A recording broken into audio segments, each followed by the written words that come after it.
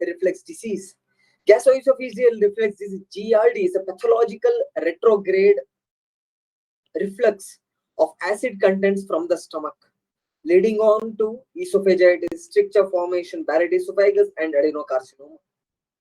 What is the pathophysiology of this condition? We have normally, there will be little bit reflux of acid from the stomach to the esophagus. This little bit reflex, that is around 4% in 24 hours, there will be reflex cleared by esophageal peristalsis back to the stomach, and also the acid is neutralized by bicarbonate, which is secreted by saliva. This reflex, against the acid reflex, we have protective barrier in the esophagus. Those are pre-epithelial barriers, epithelial barriers, and post-epithelial barriers, similar to that of the barriers in stomach. Those are pre-epithelial barriers are unstripped or unstirred H2O layer, unstirred water layer.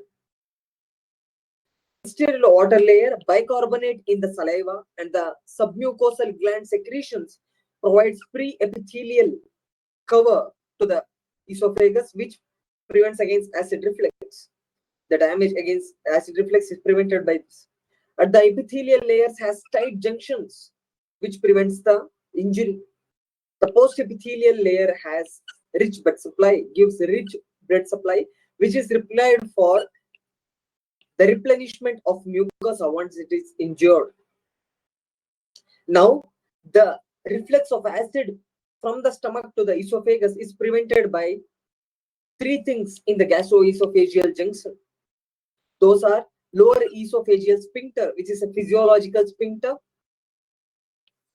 and then we have the crural fibers of diaphragm, which prevents the reflux of acid, and also we have esophageal ligament.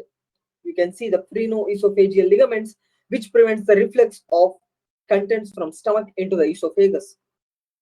The increased the intra-abdominal pressure will also provide a barrier mechanism against the reflux of acid from the stomach to the esophagus. Now, what are the things which impairs these protective mechanisms? It can be the delayed clearance of the acid reflux.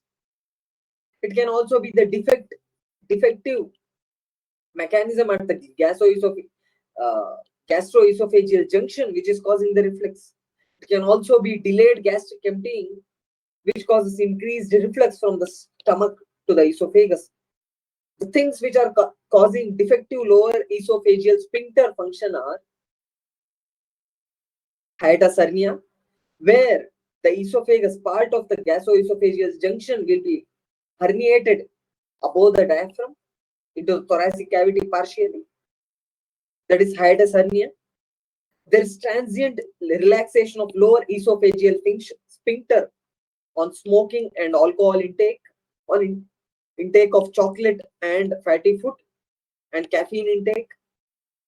Vagotomy performed to treat peptic ulcer disease will cause relaxation of lower esophageal sphincter and increased risk for gastroesophageal reflux disease. Intake of drugs like nitrates, aminophylline, which is used in acute severe asthma, beta agonists, and calcium channel blockers causes relaxation of lower esophageal sphincter, increasing the risk of GERD in the patient. The clearance of the acid is delayed by reduced salivation. Reduced salivation makes reduced content of bicarbonate available for clearing, for neutralizing the acid which is present, which has reflux from stomach to the esophagus. So in Sjogren's syndrome, we see increased risk of GERD. The factors causing delayed gastric emptying like fatty food, alcohol intake, and anticholinergic drug intake like atropine scopolamine and gastric outlet obstruction also increases the risk of GERD. Due to this, there will be acid reflux causing esophagitis, which may eventually heal to cause stricture, and due to the chronic irritation, there can be metaplasia in the esophageal mucosa causing Barrett's esophagus. And if it develops dysplasia, it can eventually lead on to adenocarcinoma. What are the clinical manifestations seen in gastroesophageal reflux disease? We have esophageal and extraesophageal symptoms. The esophageal symptoms are a triad of symptoms characterized by heartburn, acid regurgitation, and epigastric pain. The patient complains of heartburn where the burning sensation from the stomach will be radiating to neck and throat region and rarely to the back region. This heartburn is increased on intake of food and especially intake of spicy food, citrus food, and chocolate and alcohol, which increases the secretion of HCl, causes increased heartburn in the patient. The heartburn is exacerbated by bending over and sleeping in supine position.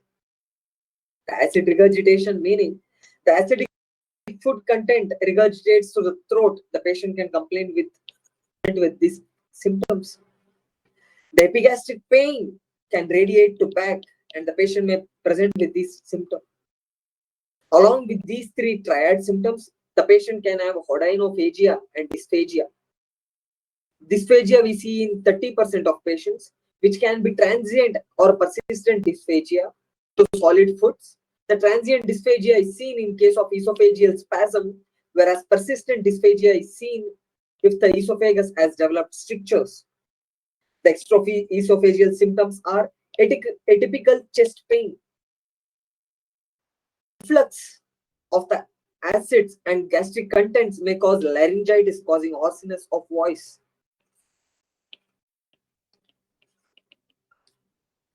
The trickling down of the gastric contents and acid into the lungs may cause chronic cough, aspiration pneumonia, bronchitis, and bronchiectasis. The patient may complain of upper respiratory tract symptoms due to acid reflux. These are sinusitis secondary to infections following the reflux of gastric contents, otitis media, and sore throat. These are all the extraesophageal manifestations that we see in these patients. What are the investigation findings that we see in GERD patients? The investigation findings are on endoscopy, the patient can have erosive esophagitis and Barrett's esophagitis. When we do endoscopy, through the scope, we can see the inflamed red esophagus in erosive esophagitis.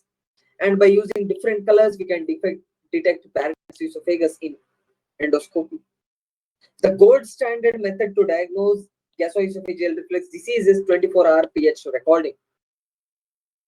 We can also do esophageal manometry to rule out any motility disorders like achalasia cardia. We should do stress and rest ECG to rule out coronary artery disease, ischemic artery disease, because these patients have atypical chest pain and heartburn, which can be confused with symptoms of coronary artery disease. So we have to rule out this. What is the treatment that we give to patients with gastroesophageal reflux disease, GERD? We have lifestyle modifications where we tell the patients to avoid the food like fatty foods, alcohol, spicy, and coffee and tea, which increases acid secretion and causes relaxation of lower esophageal sphincter. We tell the patient to avoid late night food before sleep, and we also advise the patient to take small frequent food. Along with that, the patient should not perform weight lifting, which increases acid reflux, and we should tell the patients to avoid bending at the waist. Also, while sleeping, we should advise the patient to sleep with head end elevated. We can give antacids, that is 10 to 15 ml, 1 to 2 hours after the food, which is shown benefit in mild cases.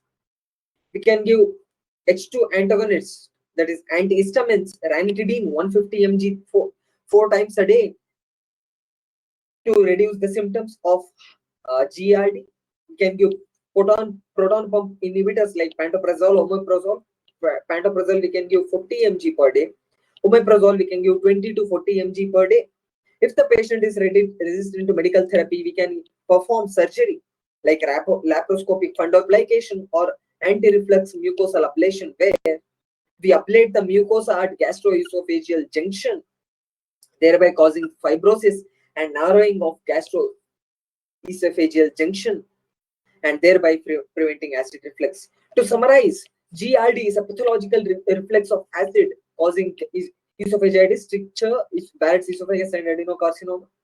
Idiopathophysiology, we saw there is impairment of normal defense mechanisms due to loss of defective lower esophageal sphincter function due to hiatus hernia, transient relaxation of lower esophageal sphincter due to smoking and alcohol intake, chocolate and fatty food, caffeine, vagotomy, and intake of few drugs. We have delayed clearance of the reflux acid due to reduced salivation in case of Sjogren's disease, and impaired peristalsis of esophagus causes delayed clearance of the reflux acid. The delayed gastric emptying in case of intake of fatty food and intake of anticholinergic drugs and gastric outlet obstruction causes increased risk of GERD. So the patient will have acid reflux symptoms due to this. The patient presents with esophageal and extraesophageal symptoms, the classical triad of heartburn, acid regurgitation to the throat, and epigastric pain. The extraesophageal symptoms are atypical chest pain, reflux like laryngitis, hoarseness of voice, chronic cough, aspiration pneumonia, URT symptoms like sore throat, otitis media, and sinusitis. The investigation, we perform endoscopy, and then the gold standard investigation is 24-hour pH recording. We can perform esophageal manometry to rule out motility disorders like achalasia cardia. We should perform stress ECG or rest ECG to rule out ischemic heart disease. The treatment, we have medical treatment, lifestyle modifications, antacids, the antihistamine drugs, and proton pump inhibitors. If the patient is resistant to medical therapy, we perform surgery like laparoscopic fundoplication or anti-reflux mucosal ablation. Thank you for listening.